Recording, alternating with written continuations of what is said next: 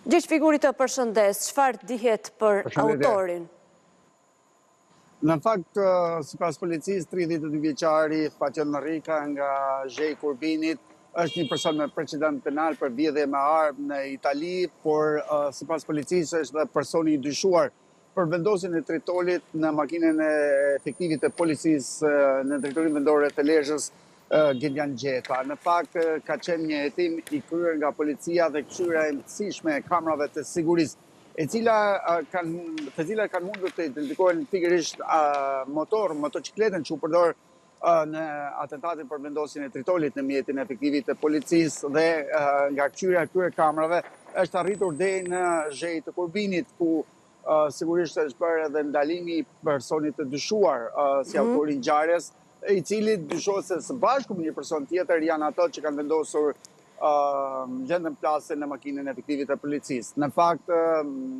vetë 32 vjeçari nuk ka pranuar autorsinë e krimit, por sipas policisë, ajo ka pikërisht me motocikletën që dyshohet se ishte ajo që u kap nga kamerat e sigurisë në momentin kur janë afruar automjetit dhe se pikërisht dyshohet të jetë ai personi që ka vendosur gjendën plase. Nuk vjen ende motivet për të cilat mund të kenë ndodhur kjo, por sigurisht të gjitha hetimet po përqendrohen tek detyra që kryen punonjësi i policisë së shtetit, pasi ai nuk kishte konflikte apo probleme me persona të tjerë dhe se dyshohet se për shkak të operacioneve të zhvilluara nga policia e Lezhës dhe ndërhyrjeve që ka bërë kjo për lutjen me sigurinë në të gjithë territorin e qarkut Lezhë, mund të ketë ardhur edhe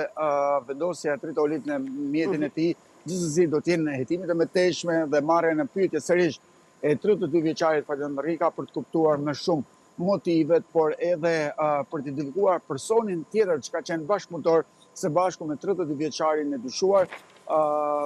për të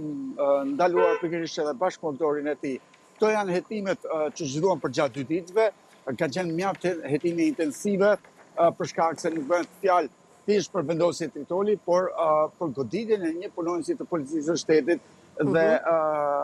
për hetimet që lidhen pikërisht me detyrën e tij. Pra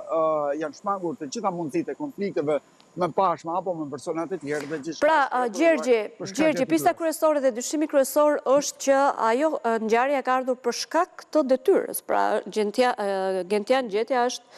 ka qenë efektivi i policisë. Po, është efektivi i policisë dhe në fakt kohët e funit ka pas disa operacione të zhvilluara nga policia e Lezhës për persona